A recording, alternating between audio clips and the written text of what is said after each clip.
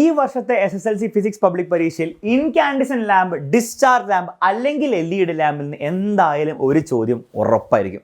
അപ്പം ആ ചോദ്യം വരുമ്പോൾ കൃത്യമായൊരു ഉത്തരം കൊടുക്കാൻ വേണ്ടിയിട്ട് ഈ വീഡിയോ നിങ്ങൾ അവസാനം വരെയും കാണാം. മക്കളെ, ഒരു കാരണവശാലും നിങ്ങൾ ഈ വീഡിയോ സ്കിപ്പ് ചെയ്തരുത്. ഓക്കെ, വളരെ ഇമ്പോർട്ടൻറ്റ് വീഡിയോ ആണ്. Okay, ready. അപ്പം എന്തൊക്കെ ചോദ്യങ്ങളായിരിക്കും സാർ ഈ ഭാഗത്ത് നിന്ന് വരിക?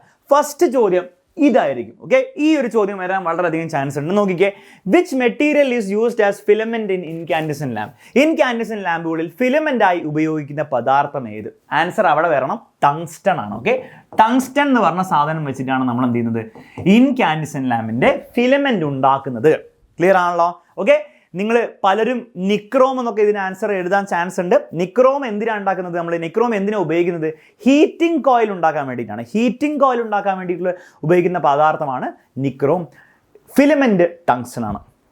What are the characteristic properties of the material used as filament? അതായത് ടങ്സ്റ്റൺ എന്ന് പറഞ്ഞാൽ ഈ ഫിലമെന്റ് ഉപയോഗിക്കാൻ വേണ്ടി ഇവിടെ ഉണ്ടാക്കുന്ന ടങ്സ്റ്റന്റെ പ്രോപ്പർട്ടീസ് എന്താണ്? ഫിലമെന്റായി ഉപയോഗിക്കാൻ ഈ പദാർത്ഥത്തിനുള്ള സവിശേഷതകൾ ഏതാണെന്ന് എപ്പോഴും ചോദിക്കുന്ന ടങ്സ്റ്റന്റെ പ്രോപ്പർട്ടീസ് 4 ഉണ്ട്. 4 പഠിച്ചു വെച്ചാൽ പരീക്ഷയിൽ ഫുൾ മാർക്ക് ആയിരിക്കും. എപ്പോഴും ചോദിക്കുന്ന സാധനമാണ് മക്കളെ, ശ്രദ്ധിച്ചോ. ഫസ്റ്റ് എന്താണ്? ഹൈ മെൽറ്റിംഗ് പോയിന്റ് ആയിരിക്കും. അതായത് ഉയർന്ന ദ്രവണാങ്കമാണ്, ഭയങ്കര ഹൈ മെൽറ്റിംഗ് പോയിന്റ് ആയിരിക്കും. കാരണം നല്ല ചൂടുള്ള അവസ്ഥയിലാണ് ഈ ബൾബിൻ്റെ ഉള്ളിൽ ഫിലമെന്റ് ഇരിക്കുക. അപ്പോൾ നല്ല മെൽറ്റിംഗ് പോയിന്റ് ഇല്ലെങ്കിൽ പെട്ടെന്ന് ഉരുകിപ്പോകും. രണ്ടാമത്തെ കാര്യം ഹൈ റെസിസ്റ്റിവിറ്റി ആയിരിക്കും. ഉയർന്ന resistivity, high melting point, high resistivity. വീണ്ടും ഒരു ഹൈ തന്നെയാണ് ഹൈ ഡക്ടിലിറ്റി, അതായത് നേർത്ത കമ്പികളാക്കാൻ കഴിയുന്നു. ഡക്ടിലിറ്റി എന്ന് പറഞ്ഞാൽ നമുക്ക് എന്ത് ചെയ്യാം? ഈ ടങ്സ്റ്റൺ എന്ന് പറഞ്ഞ മെറ്റലിനെ പിടിച്ച് നമുക്ക് നേർത്ത കമ്പികളാക്കിയാലേ ഫിലമെന്റ് ആയിട്ട് ഉപയോഗിക്കാൻ പറ്റുള്ളൂ. അപ്പോൾ അതിനുള്ള കഴിവിനാണ് നമ്മൾ ഹൈ ഡക്ടിലിറ്റി എന്ന് വിളിക്കുക. ഇനി ലാസ്റ്റ് കഴിവാണ്, ഈ കഴിവൊക്കെ ആർക്കും ഉണ്ട്? നിക്രോമിനുണ്ട്. ഓക്കെ, നിക്രോം എന്ന് പറഞ്ഞാൽ ഹീറ്റിംഗ് കോയിലായിട്ട്, ചൂട് കോയിലായിട്ട് ഉപയോഗിക്കാൻ പറ്റുന്ന നിക്രോമിനുണ്ട്. ഈ 3 കഴിവുകളുണ്ട്. അപ്പോൾ ടെക്സ്റ്റ് ബുക്കിൽ പറഞ്ഞിരിക്കുന്ന ഈ 2 കഴിവുകൾ മാത്രം കേട്ടോ. ഈ 2 കഴിവുകൾ നിക്രോമിന് ഓൾറെഡി ഉണ്ട്. ഈ ടങ്സ്റ്റനെ മാറ്റി നിർത്തുന്ന കാര്യം, പ്രോപ്പർട്ടി, അവസാനത്തെ പ്രോപ്പർട്ടിയാണ് ability to emit white light in white hot condition. ചുട്ടുപഴുത്ത് ധവളപ്രകാശം പുറത്ത് വിടാനുള്ള കഴിവ്. അതായത് ഇതിലൂടെ നിങ്ങൾ കറണ്ട് പാസ് ചെയ്യുമ്പോൾ അവൻ പുറത്തേക്ക് എന്ത് ചെയ്യും? വൈറ്റ് ലൈറ്റ് എമിറ്റ് ചെയ്യും. അതുകൊണ്ടാണല്ലോ അവനെ നമ്മൾ ബൾബായിട്ട് ഉപയോഗിക്കുന്നത്. ഓക്കെ, നിക്രോമിന് ആ കഴിവില്ല. നിക്രോമിനെ നിങ്ങൾ കറണ്ട് പാസ് ചെയ്താൽ അവൻ എന്ത് ചെയ്യുന്നില്ല? അവൻ ചെറിയൊരു റെഡ് ലൈറ്റ് വിടും. അതുകൊണ്ട് നിങ്ങൾക്ക് റൂം കത്തിക്കാനൊന്നും പറ്റില്ല, റൂം മൊത്തം ലൈറ്റ് അയപ്പിക്കാൻ സാധിക്കില്ല. ഓക്കെ, അപ്പോൾ ഈ 4ാമത്തെ പ്രോപ്പർട്ടി പരീക്ഷയിൽ എന്തായാലും വന്നിരിക്കണം. അപ്പോൾ ഈ 4 പ്രോപ്പർട്ടീസ് ടങ്സ്റ്റന്റെ പഠിച്ചു വെക്കുക, പരീക്ഷയിൽ എന്തായാലും ചോദിക്കും. അടുത്ത ചോദിക്കാൻ പോകുന്നത് വൈ ദീസ് ലാംപ്സ്, അതായത് incandescent lamp, why these lamps are filled with nitrogen? ഇത്തരം ലാമ്പുകളിൽ നൈട്രജൻ നിറയ്ക്കുന്നതിനാണ്. അപ്പോൾ നമ്മൾ ഇൻകാൻഡിസെന്റ് ലാമ്പിൽ നൈട്രജൻ മാത്രമല്ല, നൈട്രജനോ അല്ലെങ്കിൽ നമ്മൾ എന്ത് ചെയ്യും? എന്തെങ്കിലും ഇനേർട്ട് ഗ്യാസ്, അലസവാതകം, ഇനേർട്ട് ഗ്യാസ് നിങ്ങൾ കെമിസ്ട്രിയിൽ പഠിച്ചിട്ടുണ്ട്, അത് വെച്ചിട്ട് എന്ത് ചെയ്യും? നമ്മൾ നിറയ്ക്കാറുണ്ട്. എന്തിനാണ് ഈ നിറയ്ക്കുന്നതിൻ്റെ കാരണം പരീക്ഷ ചോദിച്ചു കഴിഞ്ഞാൽ നിങ്ങൾ ഇത് എഴുതി വെക്കണം. ഓക്കെ, അപ്പോൾ ഞാൻ സംഭവം പറഞ്ഞുതരാം. എന്നിട്ട് എഴുതി വെക്കേണ്ട കാര്യം നിങ്ങൾ വായിച്ച് പഠിച്ചാൽ മതി. ഇംഗ്ലീഷ് മീഡിയത്തിലും മലയാളം മീഡിയത്തിലും ഞാൻ കൊടുത്തിട്ടുണ്ട്. അപ്പോൾ ഇംഗ്ലീഷ് മീഡിയത്തിലും എഴുതി വെച്ചിട്ടുണ്ട്, മലയാളം മീഡിയത്തിലും എഴുതി വെച്ചിട്ടുണ്ട്. ജസ്റ്റ് സ്ക്രീൻഷോട്ട് എടുത്തു കഴിഞ്ഞാൽ നിങ്ങൾക്ക് വായിക്കാവുന്നുള്ളൂ. സംഭവം ഞാൻ പറഞ്ഞുതരാം, ഇത്രയേ ഉള്ളൂ സംഭവം. പ്രശ്നം എന്താണെന്ന് വെച്ചാൽ നിങ്ങൾ ഇതിൻ്റെ ഉള്ളിൽ ഒന്നും ഫില്ല് ചെയ്തില്ല, നൈട്രജനോ വേറെ ഗ്യാസോ ഒന്നും ഫില്ല് ചെയ്തില്ലേ. പ്രശ്നം എന്താണെന്ന് വെച്ചാൽ നിങ്ങൾ ഈ ബൾബിലൂടെ എന്താണ്? കറണ്ട് പാസ് ചെയ്യണം. അപ്പോൾ ഇതാണ് ഫിലമെന്റ്. ആ ഫിലമെന്റിലുള്ള കറണ്ട് പോകും.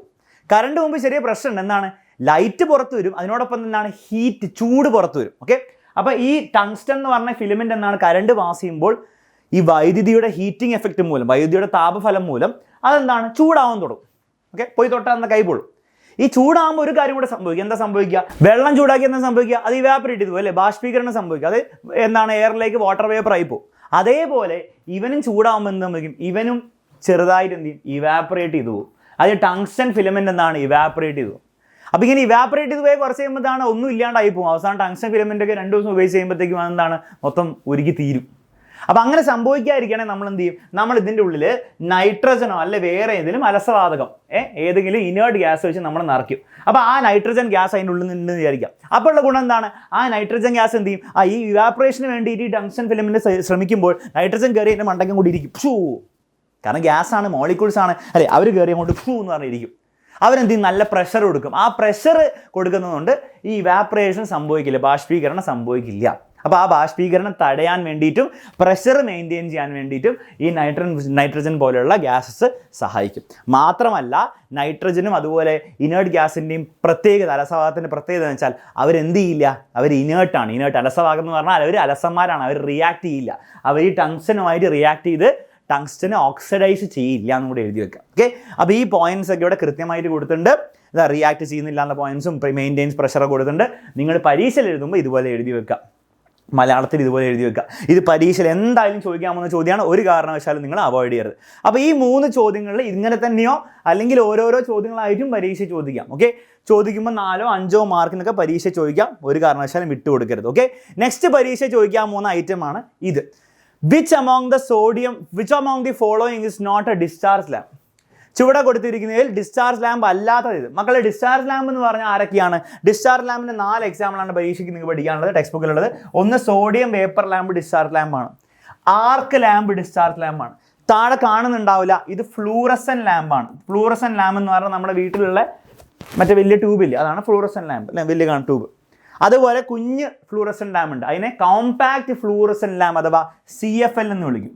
ഓക്കെ, എന്ത് വിളിക്കും? CFL എന്ന് വിളിക്കും. അപ്പോൾ ഫ്ലൂറസൻ ലാമ്പ് പോലെ തന്നെ കോമ്പാക്ട് എന്ന് പറഞ്ഞാൽ കുറച്ചുകൂടി ചെറിയ ഫ്ലൂറസൻ ലാമ്പിനെയാണ് നമ്മൾ CFL എന്ന് വിളിക്കുക. CFLും ഈ ഇതൊക്കെ സെയിം ആണ്. ഇതൊക്കെ ആരൊക്കെയാണ്? ഇവരൊക്കെ ആരാണ്? ഡിസ്ചാർജ് ലാമ്പുകളുടെ 4 എക്സാമ്പിൾസ് ആണ്. അപ്പോൾ പഠിച്ചു വെച്ചോ, sodium vapour lamp, arc lamp, fluorescent lamp, compact fluorescent lamp, CFL. Okay, ഇനി ഇവർ ചോദിക്കുന്ന ഡിസ്ചാർജ് ലാമ്പ് അല്ലാത്തത്, സോഡിയം വേപ്പർ ലാമ്പ് ഡിസ്ചാർജ് ലാമ്പാണ്, ആർക്ക് ലാമ്പ് ഡിസ്ചാർജ് ലാമ്പാണ്, ഫ്ലൂറസൻ ലാമ്പ് ഡിസ്ചാർജ് ലാമ്പാണ്, CFL ഉണ്ടായിരുന്ന അതും ഡിസ്ചാർജ് ലാമ്പാണ്.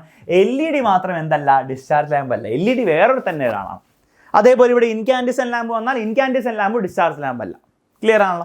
നെക്സ്റ്റ് ചോദ്യം, explain the working of discharge lamp. എല്ലാ വർഷവും ചോദിക്കുന്ന ഒരു ചോദ്യമാണ്, ഡിസ്ചാർജ് ലാമ്പ് എങ്ങനെയാണ് പ്രവൃത്തി, അതിൻ്റെ പ്രവൃത്തി എന്താണ്?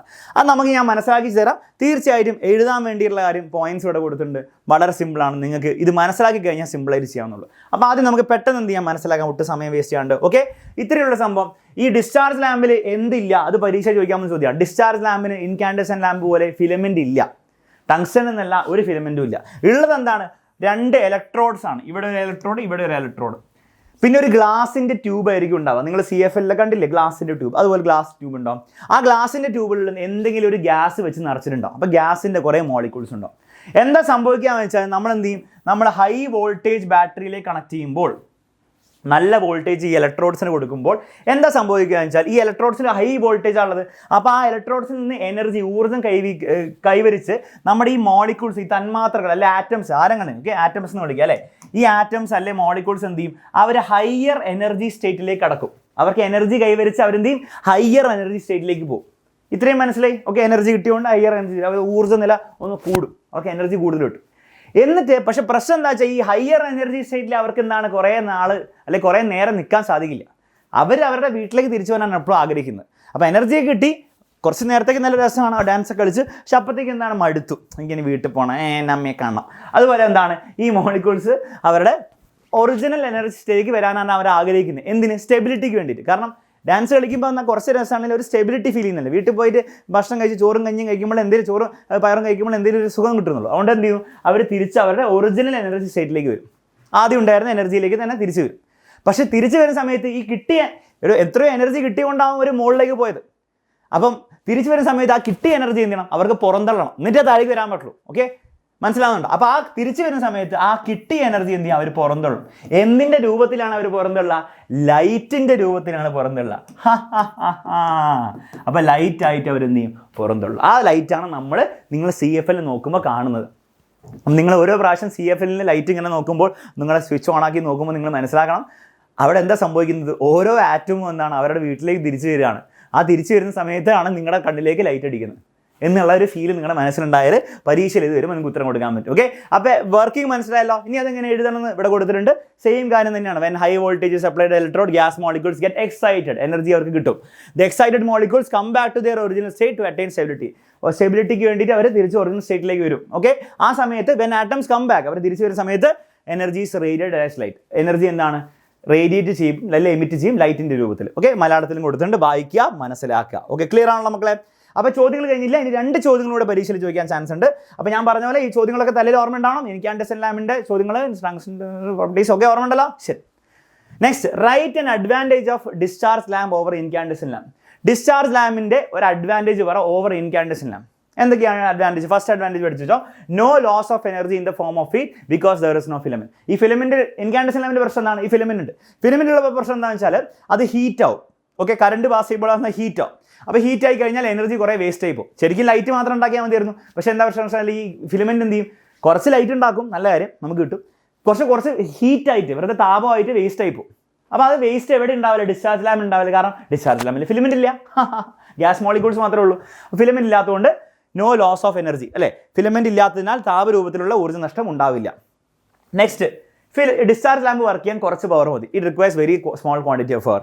ഊർജ്ജക്ഷമത വളരെ കൂടുതലാണെന്ന് എഴുതി വെക്കുക. ഓക്കെ, അല്ലെ എനർജി എഫിഷ്യൻസി ഈസ് ഹൈ എന്ന് എഴുതി വെക്കുക. എനർജി, അതാണ് കുറച്ചുകൂടി കറക്റ്റ്. എനർജി എഫിഷ്യൻസി ഹൈ ആയിരിക്കും. അങ്ങനെ എഴുതി വെച്ചാലും കുഴപ്പമില്ല. ഇനി 3 പോയിന്റ്സ് ആയിട്ട് എഴുതി വെച്ചോ, കുഴപ്പമൊന്നുമില്ല. ഓക്കെ, ഇത് ആൻഡ് ഇതെന്ന് എഴുതി വെച്ചോ. ക്ലിയർ ആണല്ലോ? ഇനി പരീക്ഷയിൽ ചോദിക്കാൻ പോകുന്നത് next, right in advantage of LED lamp over incandescent. അപ്പോൾ LED ലാമ്പിന്റെ വർക്കിംഗും പഠിക്കാനില്ല നമുക്ക്, ഇൻകാൻഡസെന്റ് ലാമ്പിന്റെ വർക്കിംഗും പഠിക്കാനില്ല, ഡിസ്ചാർജ് ലാമ്പിന്റെ വർക്കിംഗ് പഠിക്കാനുണ്ട്. ഓക്കെ, പക്ഷേ LED ലാമ്പിന്റെ എപ്പോഴും ചോദിക്കുന്ന ഒരു ചോദ്യമാണ് right and advantage of LED lamp over incandescent അല്ലെ ഓവർ ഡിസ്ചാർജ് ലാമ്പ് എന്നാണ്. മക്കളെ 2 പോയിന്റ്സ് ഓൾറെഡി സെയിം ആണ്. ഡിസ്ചാർജ് ലാമ്പിന്റെയും LED ലാമ്പിന്റെയും 2 പോയിന്റ് സെയിം ആണ്. No loss of energy in the form of heat because there is no filament. LED ലാമ്പിന് filament ഇല്ല, അതുകൊണ്ട് ആ ഇതില്ല. It requires very small of quantity of power, വളരെ കുറച്ച് പവർ മതി. മൂന്നാമത്തെ ഒരു അഡ്വാൻറ്റേജ്, ഇത് LED ലാമ്പിന് മാത്രമേ ഉള്ളൂ, ഡിസ്ചാർജ് ലാമ്പിന് പോലും ഇല്ല. അതായത് not harmful to environment since there is no mercury in LED. Mercury ഇല്ലാത്തതിനാൽ പരിസ്ഥിതിക്ക് ഹാനികരമല്ല. LED ലാമ്പിൽ ഒരു പ്രത്യേകത ഉണ്ട്, അതിൽ മെർക്കുറി ഇല്ല, അതുകൊണ്ട് തന്നെ എൻവയോൺമെന്റൽ പൊല്യൂഷൻ അവൻ കോസ് ചെയ്യില്ല. ഓക്കെ, അപ്പോൾ ഈ ഒരു പ്രോപ്പർട്ടിയും കൂടെ ഓർത്ത് വെക്കുക. അത് മെർക്കുറിക്ക്, അത് LED മാത്രമേ ഉള്ളൂ ഈ മെർക്കുറി ഇല്ലാത്ത പരിപാടി, അത് സ്പെഷ്യലായിട്ട് നിങ്ങൾ ഓർത്ത് വെക്കണം. ഓക്കെ, ഇത്രയും കാര്യങ്ങൾ നിങ്ങൾ മനസ്സിലാക്കി വെച്ച് കഴിഞ്ഞാൽ ഈ incandescent lamp, discharge lamp, LED lamp എന്ന് ഏത് ചോദ്യം പരീക്ഷയിൽ എന്തായാലും ഒരു ചോദ്യം വരും, 3 4 അല്ലെങ്കിൽ ചിലപ്പോൾ 5 മാർക്കിന് വന്നു കഴിഞ്ഞാൽ ഒരു സംശയമില്ല, നിങ്ങൾക്ക് ഫുൾ മാർക്ക് നേടാൻ പറ്റും. മക്കളെ, നിങ്ങൾക്ക് ഈ വീഡിയോ യൂസ്ഫുൾ ആയെങ്കിൽ തീർച്ചയായിട്ടും നിങ്ങൾ ഒരു 2 ഫ്രണ്ട്സിന് നിങ്ങളിത് ഷെയർ ചെയ്ത് കൊടുക്കുക. അവർക്കും അതേപോലെ തന്നെ യൂസ്ഫുൾ ആയിരിക്കും, പ്രത്യേകിച്ച് ഈ പരീക്ഷാ സമയത്ത്. തീർച്ചയായും നിങ്ങൾ എന്ത് ചെയ്യുക, ഫ്രണ്ട്സിന് ഷെയർ ചെയ്ത് കൊടുക്കുക. വീഡിയോ ഇഷ്ടപ്പെട്ടെങ്കിൽ ലൈക്ക് ചെയ്യുക. ഓൾസോ ഈ കാര്യങ്ങളൊക്കെ മനസ്സിലായെങ്കിൽ സാർ മനസ്സിലായി സാർ എന്ന് പറഞ്ഞ ഒരു കമൻറ്റും കൂടി ഇടുക. അത്രേ ചെയ്യേണ്ടതുള്ളൂ. All the best for you exam. അടിച്ചു പൊളിച്ച എക്സാം എഴുതും മക്കളെ.